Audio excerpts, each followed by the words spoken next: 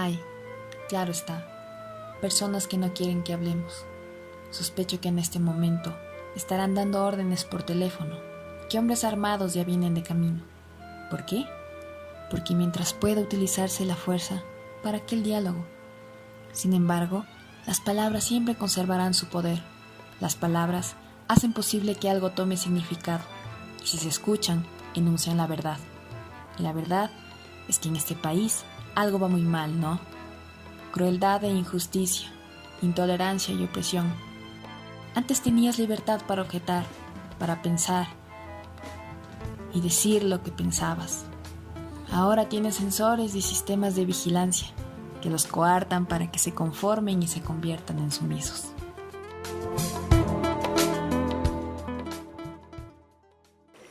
En el 84 se inicia, yo creo que uno de los periodos más difíciles para la historia del Ecuador del siglo XX. Es un periodo que se abre con el triunfo de la derecha expresado con León Febres Cordero, que en la práctica se va a prolongar con los gobiernos sucesivos, me parece que hasta la caída del presidente Gutiérrez, que aunque sube con un tinte más de carácter populista, de hecho es un exponente al menos también de los intereses de derecha. Febres Cordero expresa los intereses de los sectores, yo diría que de las élites de Guayaquil, y obviamente de esa categoría que se usa, la oligarquía guayaquileña, que llega al poder y expresa los intereses de los empresarios. Y los intereses de los empresarios suponen, ¿no es cierto?, que la economía del país está en manos y debe estar en manos de ellos, y que el Estado no tiene que ser nada más que un apéndice de los intereses de los sectores empresariales. Y con ese criterio sube, se declara neoliberal, es recibido por el presidente Reagan, participa de las grandes reuniones, ¿no es cierto?, al menos participa de las exigencias del Fondo Monetario Internacional, e instaura en este país la necesidad de seguir un modelo liberal que le funciona durante los 2 primeros años, y que después, ¿no es cierto?, de los problemas económicos y políticos que enfrenta el país, van a desprestigiar su gobierno hasta terminar, ¿no es cierto?, en una situación de crisis política para, ¿no es cierto?, directamente los sectores empresariales. La salida de Osvaldo Hurtado, que le sume una crisis profunda, digamos, en esos momentos al Ecuador, permite de algún modo que la masa votante se vaya por un candidato que representaba, digamos, todas las antípodas posibles con el propio Roldós, pero que por la crisis se pone como el salvador, digamos, como tal, a la crisis, que es León Febres Cordero. Y podemos ver con León Febres Cordero la implementación directa, sin ambajes, sin tapujos, de lo que sería el neoliberalismo en la región, ¿no? Y claro, el neoliberalismo venía acompañado también de toda una serie de dispositivos de contención. No puedes aplicar un tipo de modelo si no tienes también a la par un modelo de contención que aplaque digamos así, las respuestas sociales que pueda generarse por la misma crisis de ese modelo, de profundizamiento de ese modelo. En el Ecuador. Y entonces, a partir del Plan Nacional de Seguridad, que le instrumenta inicialmente el presidente Hurtado, el presidente Febres Cordero va a iniciar una represión que será la marca y la tónica por la que se le va a recordar a este presidente. Si bien este es el instrumento que sirve para la represión, en la medida en que se considera que estos sectores y otros sectores de izquierda son el enemigo interno que debe ser, y consta en el Plan Nacional, debe ser liquidado. El Plan Nacional dice debe ser liquidado. Y además de eso se introduce un conjunto de medidas con el objeto de contener y desacreditar, destituir y perseguir a otros sectores de izquierda que ya no se convierten, ¿no es cierto?, que ya no son tan agresivos, por decirlo así, o no son tan preocupantes, pero que representan parte de una izquierda que empieza a cuestionar el carácter liberal, represivo, ¿no es cierto?, de seguridad del régimen del presidente Félix Cordero. Creo que puedo decir, si seguimos algunos ejemplos de compañeros trabajadores del arte que también fueron perseguidos, en algunos casos detenidos, torturados sistemáticamente, de manera que el arte también dejara de ser, ¿no es cierto?, ese instrumento de cuestionamiento radical hacia los intereses, ¿no es cierto?, de los sectores dominantes de este país. Félix Cordero crea, por lo tanto, a través de la represión, por un lado directa, secreta, sistemática, ¿no es cierto?, la persecución de ABC, esta, ¿no?, se traslada a Montoneros Patria Libre, ¿no es cierto?, se extiende a todos los grupos de izquierda, y dado que hasta ese momento el arte estaba vinculado directamente a las propuestas militantes de izquierda, ¿no es cierto?, también a ciertos sectores de artistas vinculados, por lo tanto, a la izquierda.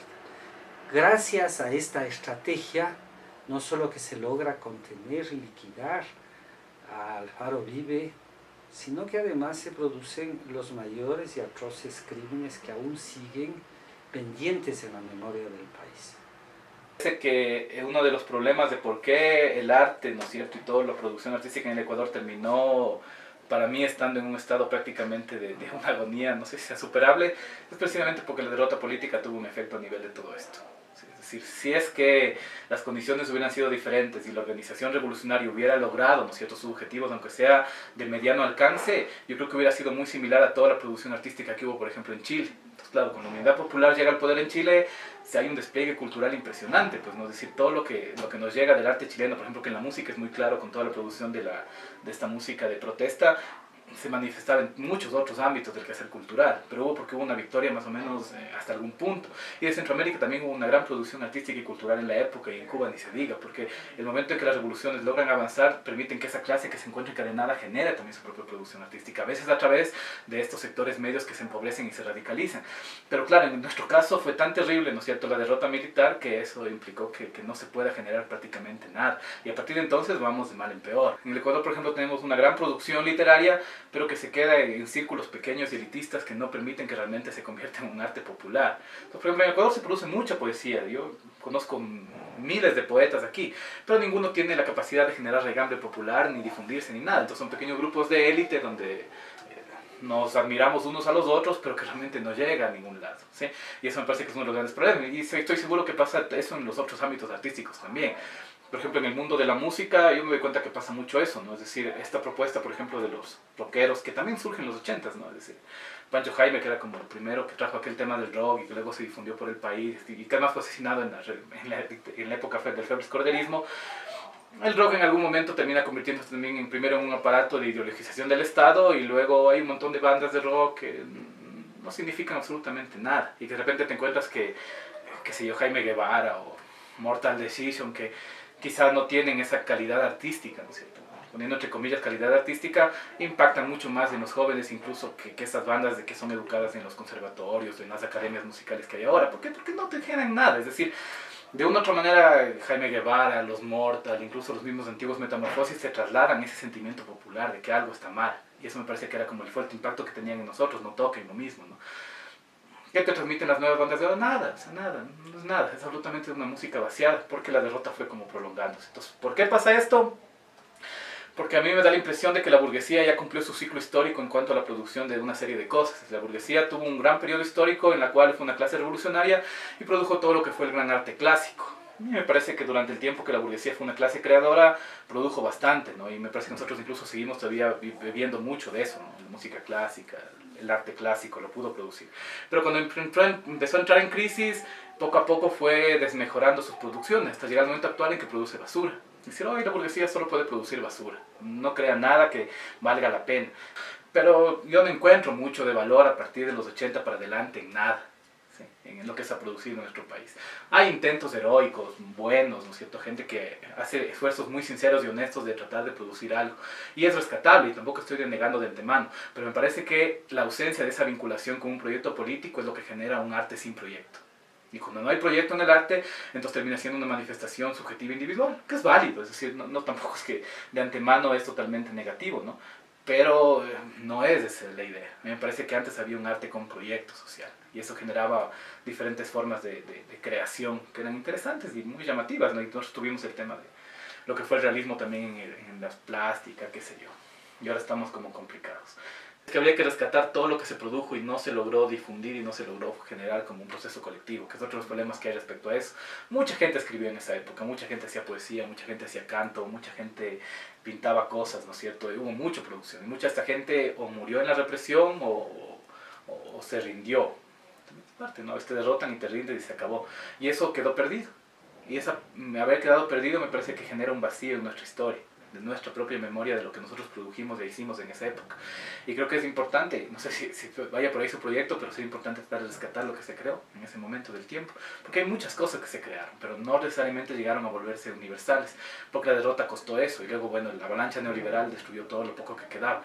Pero rescatar y encontrar esos pequeños fragmentos, a veces uno le devuelven esa posibilidad de ver cosas que no se ha podido ver últimamente, y que realmente, cuando yo he podido leer, por ejemplo, las crónicas, por ejemplo, de personas que vivieron este periodo, encuentro una sensibilidad poética muy interesante, por ejemplo, muy diferente además a la que se construye desde la élite, porque esa sensibilidad es una sensibilidad que nace de la vida de las personas, pues, y que trata de ver en esa vida cotidiana de la gente otro tipo de valores y otro tipo de formas de ser en el mundo, alternativas al sistema social en que nos encontramos. Me parece que eso le da la potencialidad.